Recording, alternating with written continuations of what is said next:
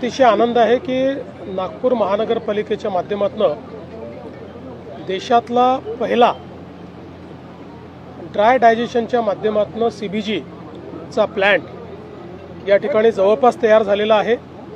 आज आम्ही या प्लॅन्टची पूर्ण माहिती घेतली, पाहणी केली आणि 3 फेजेसमध्ये आता सुरुवातीला 400 टन, मग पुन्हा 400 टन आणि ऑगस्टमध्ये 400 टन असा 1200 टनचा हा प्रोजेक्ट ऑगस्टमध्ये पूर्णपणे कमिशन होईल, पण त्याचा पार्ट आताच कमिशन होतोय।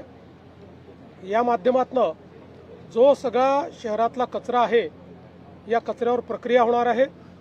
यातनं जवळपास 28 TPD या ठिकाणी गॅस तयार होणार आहे। त्यासोबत जवळपास 120 TPD जे ऑर्गॅनिक मॅन्युअर आहे ते मॅन्युअर या ठिकाणी तयार होणार आहे आणि त्यासोबत जवळपास 400 TPD RDF तयार होणार आहे की जे आपल्या सिमेंट फॅक्टरीजला किंवा इतर ठिकाणी लागतं। त्यामुळे जवळपास संपूर्ण जो कचरा आहे या कचऱ्यातनं एक मोठी व्हॅल्यू या ठिकाणी तयार होणार आहे। हा देशातला पहिला असा प्लांट आहे की जो विदाऊट टिपिंग फी या ठिकाणी संपूर्णपणे खाजगी गुंतवणुकीतून करण्यात आलाय। जवळपास 300 कोटी रुपयाची गुंतवणूक ही या ठिकाणी त्यांनी केलेली आहे आणि हे जे मॉडेल आहे हे इतकं चांगलं आहे की ज्याच्यातनं पुढच्या काळात कुठेही कचऱ्याचे ढीग आपल्याला दिसणार नाही आणि वेस्टला वेल्थमध्ये कन्वर्ट करून त्या माध्यमातून आपण जो काही आपलं पर्यावरण आहे त्या पर्यावरणाची हानी देखील मोठ्या प्रमाणात टाळणार आहोत।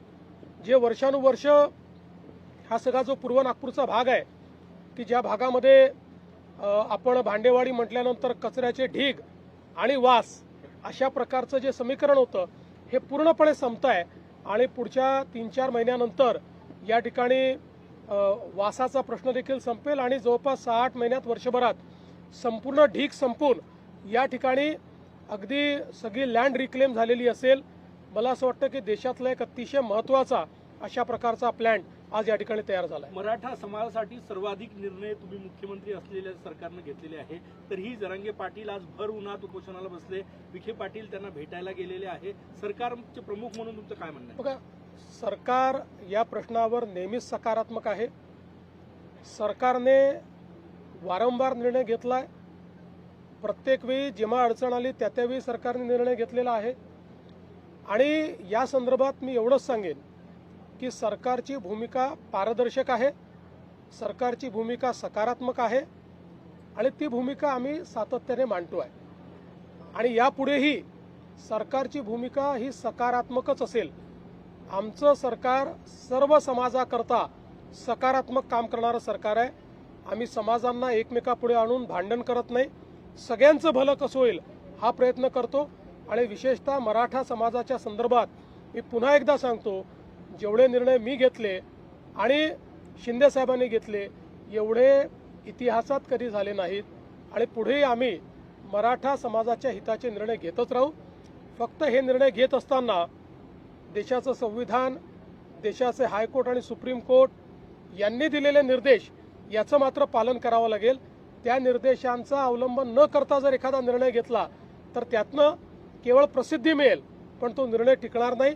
त्यामुळे संविधान आणि न्यायालयाचे निर्णय यांच्या कसोटीवर जे निर्णय आम्हाला घेता येतील त्याच्या कसोटीवर खरे ठरणारे जे निर्णय असतील ते सगळे निर्णय आम्ही घेऊ। जरांगेचं आंदोलन सुरू झालं की ओबीसी समाजामध्ये एक भीतीचं वातावरण असतं, तुम्ही त्यांना काय आश्वासन? मी असं स्पष्टपणे सांगतो, एका समाजाचं काढून दुसऱ्या समाजाला द्यायचं अशा प्रकारचं या सरकारने कधीही केलं नाही, आम्ही करणार नाही। ओबीसी समाजालाही घाबरण्याची आवश्यकता नाही, आम्ही मराठा समाजाचंही त्या ठिकाणी समाधान करू, त्याकरताही सगळे निर्णय आम्ही घेऊ, पण त्यावेळी ओबीसी समाजावर कुठलाही अन्याय आम्ही होऊ देणार GR काढण्याची मागणी त्यांनी केलेली आहे। नाही, त्या संदर्भात आता चर्चा चाललेली आहे, एवढ्या डिटेलमध्ये मी बोलणार नाही।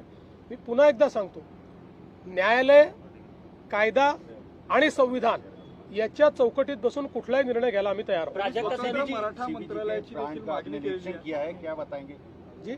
CNG एक ये बहुत ही महत्वपूर्ण इस प्रकार का प्रोजेक्ट यहाँ पर तैयार हुआ है। जो म्यूनिसिपल वेस्ट है करीब 1200 टन पर डे, 1200 TPD उसका प्रोसेसिंग का ये प्लांट है। इस प्लांट में से बड़े पैमाने पर जो हमारा गैस है वो निर्मित होगा। करीब 28 टीपीडी गैस निर्माण होगा, करीब 120 टीपीडी खाद इसमें से तैयार होगा और करीब 400 टीपीडी आरडीएफ इसमें से तैयार होगा। तो एक प्रकार से देश का ये पहला प्लांट है जहां पर पूरा जो कचरा है ये ड्राई डाइजेशन की पद्धति से इस प्रकार से कन्वर्ट हो रहा है और विदाउट टिपिंग फी यहाँ पर इसका निर्माण किया है। इसमें सुसबिड जो कंपनी है उन्होंने इसमें निवेश किया हुआ है और देश की एक बहुत अच्छी टेक्नोलॉजी अब ये साबित होने वाली है।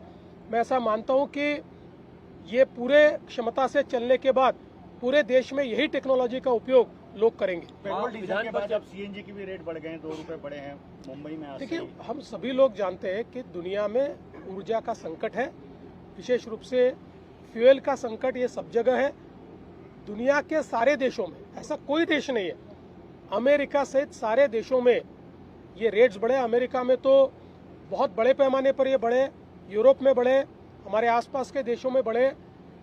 अगर हमको सप्लाई चेन मेंटेन करनी है तो हम लोगों को ज़्यादा पैसा पे करना पड़ेगा।